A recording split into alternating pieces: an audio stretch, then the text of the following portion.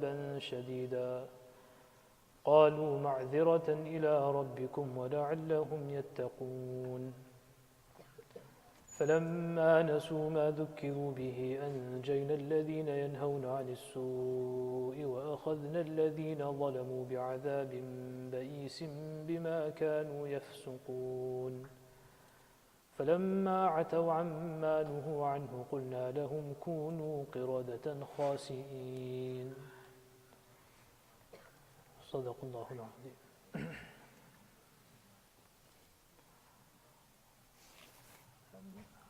After the ayat referring to the people that were staying by the sea, which we recited yesterday in the tafseer of it, so as some of the people of the Banu Israel, they looked for loopholes in this command of Allah Ta'ala, and rather than looking for the best way to fulfill the command of Allah Subhanahu wa Ta'ala, as we said yesterday, they came up with the plan that we will lay down our nets from before, and then the next 2 days later, we will bring the fish home. So now, once this happened, twice it happened, in some tafsir, this narration is there, that a person, he was bold enough, he went and did it once, he did it a second time. When he saw that there was no adhab that came right away, they became bold and started doing it more often. In any case, over here, the Banu Israel became two groups. One were those who stuck to the command of Allah Subhanahu wa Ta'ala. They were supposed to honor the Sabbath. They're not allowed to fish. They weren't allowed to hunt during that day. So they would stay away from it, and they would also tell those that were going against the command of Allah Ta'ala, those that were not honoring the day of the Sabt, they would tell them as well. They would do wa'ad, and they would advise them that, look, this is the command of Allah, don't do this. This is wrong, this is forbidden, we're not allowed to do so. So these became two groups. Then amongst those who were advising, then they became further two groups. One started saying that, look, they're not listening to us anyways. Why should we continue advising them? And they themselves were not engaging in it. So they said that, why should we continue wasting our time telling these people they don't listen to us? What's the point behind this?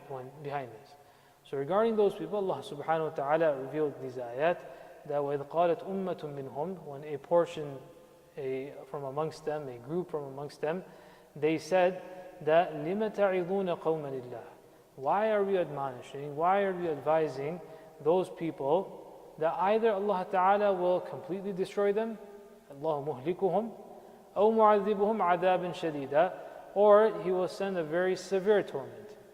One of two things is going to happen to these people, those that are not honoring the Sabbath. Either Allah Ta'ala will completely eradicate them and Allah Ta'ala will destroy them, or they will be afflicted with a very severe adab. And their destiny seems to be very clearly written. What's the point of us continuing to advising such people? So those that did advise and they continued advising, they replied and they said, قَالُوا مَعْذِرَةً إِلَىٰ رَبِّكُمْ, for two things. Number one, so that we can be blameless in the court of Allah subhanahu wa ta'ala, meaning our job is to do da'wah, it's to do wa'ad, nasiha, advise people, let them know the right thing, forbid them from wrong, say good things. If after that someone listens, they listen, they don't listen, they don't listen. So at least we will be absolved in the court of Allah subhanahu wa ta'ala. مَعْذِرَةً إِلَىٰ رَبِّكُمْ. That's one. One thing is to say that it's our responsibility as well. Just as part of our responsibility to do the right and stay away from the wrong, part of that is to enjoin the right and forbid from the evil as well. That's part of our responsibility. So yes, they didn't do theirs. Obviously they themselves were not forbidding. Those who were engaged in it, if they themselves engaged, why would they forbid from it? But we are only doing a portion of our responsibility if we stay away from it ourselves. The other part is that we should also let them know that this is wrong, that we are showing to them that what you are doing we do not agree with, and we are not aligning with you. So number one, مَعْذِرَةً إِلَىٰ رَبِّكُمْ. And number two, لَعَلَّهُمْ يَتَّقُونَ.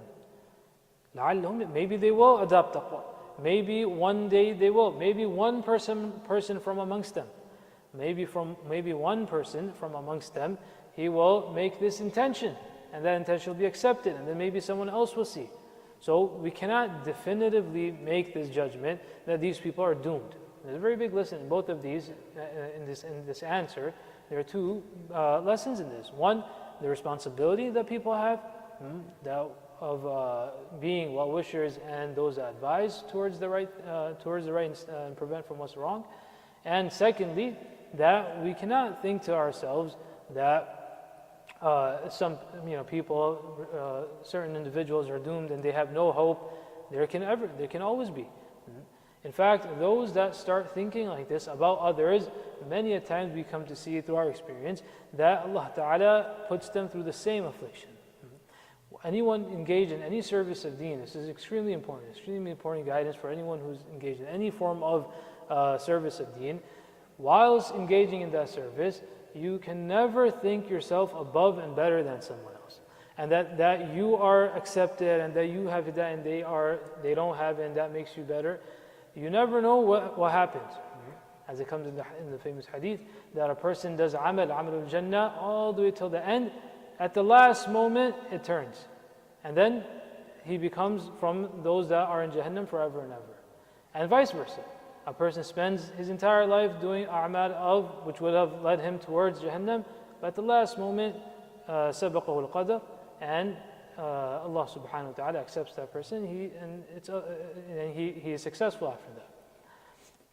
فَلَمَّا نَسُوا مَا ذُكِّرُوا بِهِ, those people who were engaging or they were not honoring the Sabbath and they continued breaking the command of Allah Ta'ala, when they ignored what they were reminded of, Allah subhanahu wa ta'ala says that we saved those who prevented from the wrong, and أَنْجَيْنَا الَّذِينَ يَنْهَوْنَ عَنِ السُّوءِ, and as far as those who continued oppressing themselves, أَخَذْنَا الَّذِينَ ظَلَمُوا بِعَذَابٍ بَئِيسٍ, that a very painful torment came upon them, adhab came upon them, because of their own fisq and transgression that they had committed. فَلَمَّا عَتَوْا عَمَّا نُهُوا عَنْهُ. Now, what was that adhab? The ayah says that when they became defiant concerning this, قُلْنَا لَهُمْ كُونُوا قِرَدَةً خَاسِئِينَ. That Allah subhanahu wa ta'ala disfigured them, that they were looking like apes and monkeys, and this was one form of adhab that Allah subhanahu wa ta'ala sent upon them. That because they did not listen and they mocked and they made a play and jest out of it, Allah subhanahu wa ta'ala's adhab also came in this way, that their faces were also disfigured. As we said, the adhab of Allah subhanahu wa ta'ala on a people come in accordance to their action. The type of misdeed they do, that's how Allah subhanahu wa ta'ala sends the adhab on them as well. Because they tried to disfigure the sharia of Allah ta'ala, made a joke out of that, made a play out of that we were going to change the sharia of Allah ta'ala. He told us that not to do this, we'll throw our nets in, and this is a play, this is a mockery of the sharia. You're trying to disfigure, you're trying to change the commands of Allah ta'ala. Allah ta'ala also sent the same form of adhab, that He disfigured them and they became like this. Those that were like that, their progeny was destroyed.